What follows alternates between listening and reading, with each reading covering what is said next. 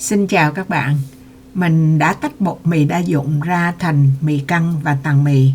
Thì hôm nay mình sẽ xài cái mì căn đó để làm thịt gà chay.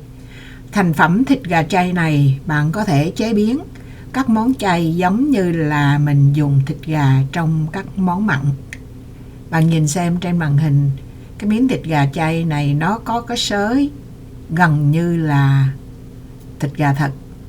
Mình sẽ xài là 400 gram cái mì căn ướt đó để làm. Trên màn hình thì các bạn thấy là bột này bị nhão. Nếu mà bột nhão thì mình sẽ làm ra cái số lượng mì căn ít hơn là làm pha cho đúng. Mình để link ở phần mô tả, các bạn theo công thức đó mà để làm mì căn từ bột mì đa dụng. Để tạo cái xớ thịt gà thì mình và cũng để cho cái bột mì khi mình kho lên nó không có bung ra to thì mình sẽ thắt bím nó. Bạn có thể thắt bím là 3 sợi hoặc 4 sợi tùy.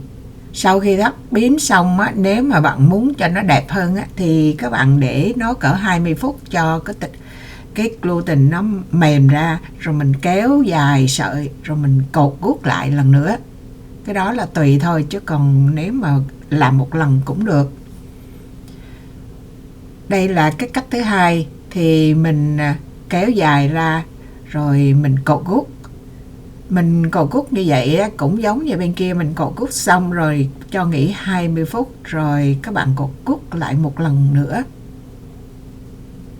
Cách này thì đơn giản hơn mà kết quả thì giống nhau. Tại sao mình không có chọn cái cách đơn giản hơn là chỉ kéo dài ra sợi rồi mình guốc lại, rồi mình để cho nó mềm lại, cái rồi mình kéo dài lần nữa, mình guốc lần nữa.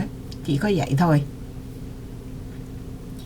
Đây là 1 kg bột. Mình làm một bên đó thì cỡ 275, một bên là 145. Mình tính chung là cỡ 400 gram đi. Thì bây giờ mình bắt đầu vô để mình kho. Cái nước kho này thì mình sẽ xài 2 cái lá nguyệt quế, 5 cái rễ ngò khô này mình lấy luôn rễ, mình rửa sạch, rồi 1 muỗng cà phê ớt bột mà cái loại xông khói rồi 1 muỗng cà phê bột tỏi.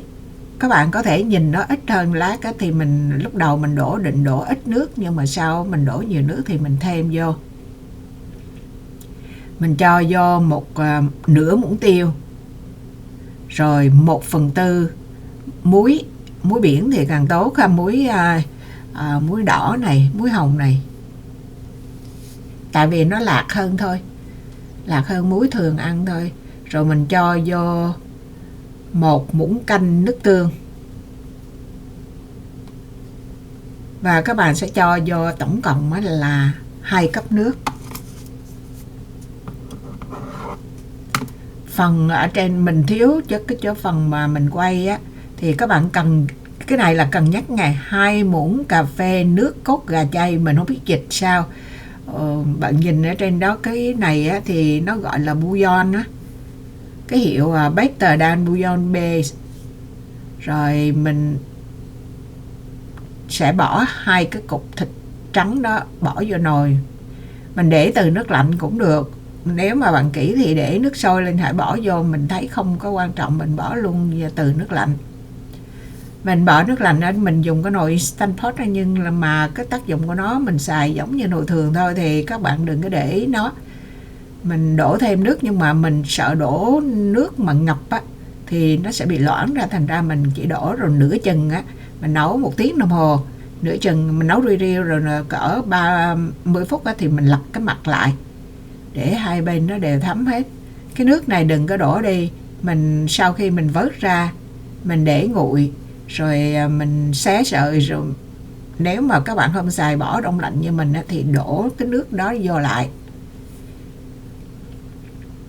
Bây giờ thì mình sẽ xé cái sợi thịt ra 2 cục, thì cục lớn thì mình sẽ xé, còn cục nhỏ thì mình sẽ dùng cái món khác để mình xắt ra mình xào nấu gì đó.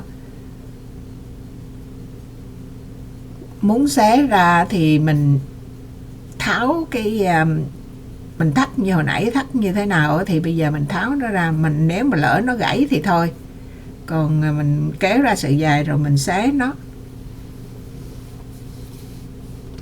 Mình gỡ cái gút nó ra rồi mình xé.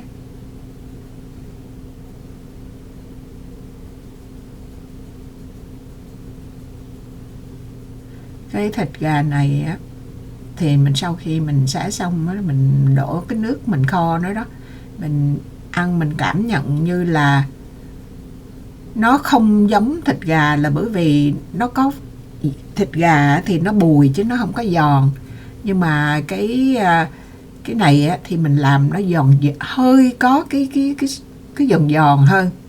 Nó giòn giòn giống như là cái chỗ gần thịt gà mà gần cái chỗ mà sụn rồi đó. Còn nếu mà các bạn làm từ cái tinh bột, gọi là cái bột mì căng mà bột khô á, thì các bạn có thể pha chế thêm. Bạn thấy không? Ở trên màn hình bạn thấy giống y thịt gà. Bạn có thể pha thế thêm các loại đậu như bột đậu á, ví dụ như là đậu nành hoặc là đậu gà. Thì cái bột đó vô làm nó tách cái sợi mì căng đi ra, nó làm giống thịt gà hơn. Nó sùi và ăn thì nó cũng bùi hơn. Nhưng mà theo mình á, thì mình thích cái thịt gà mà giòn giòn này hơn. Bạn thấy không? Cái sợi nó đẹp dễ sợ luôn. Mình tự mình làm mình khen luôn. Vì mình làm cái món này á, là để mình làm một cái mâm cơm chay mình cúng, tuần sau mình cúng, cho nên mình chưa có thể chiếu cái phần mà ra món. Mình sẽ có dự định là cái món này mình làm như là thịt gà xá phay, rồi mình bỏ rau răm, hành baro rồi vô, rồi phi lên, rồi mình còn món xào thì mình xắt ra mình xào với rau củ hoặc là chiên kho gì đó thêm. Mình chiếu hết cái cảnh mình xé đấy, các bạn thấy là toàn bộ cái miếng thịt gà trắng. Họ gọi cái seitan này á, là thịt trắng, mà đúng là nó là giống như thịt mà có chất đạm.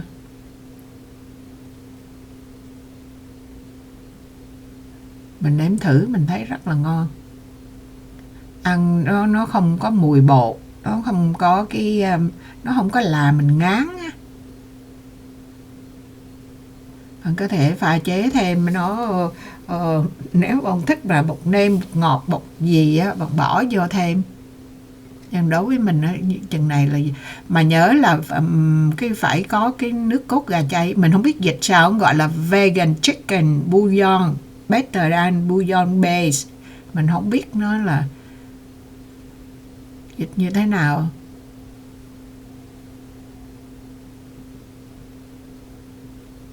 Rồi mình chiếu kỹ bạn lại. Rồi cái này là mình chưa có đổ cái nước kho hồi nãy mình giữ lại ngay. Rồi mình đem mình bỏ vô bao, rồi mình chế cái nước nó vô, rồi mình để đông lạnh. Bạn nhìn lên khi mà chế cái nước nó vô, nhìn cái thịt đó nó hấp dẫn hơn ha. Rồi cái video này rất là ngắn, nhưng mà mình cũng nói cho dài dòng những cái phần quan trọng để các bạn hiểu hơn về cái cách làm thịt gà từ cái bột mì căng, từ cái mì căng mà làm từ bột mì ngang. Nếu mà bạn làm từ cái bột mì căng khô á thì nó hơi khác hơn. Còn mình chỉ chia sẻ cái cách làm từ cái bột mì mà mình tách ra khỏi tinh bột. Cảm ơn các bạn đã theo dõi. Hẹn gặp lại các bạn trong những video kế tiếp. Bye bye.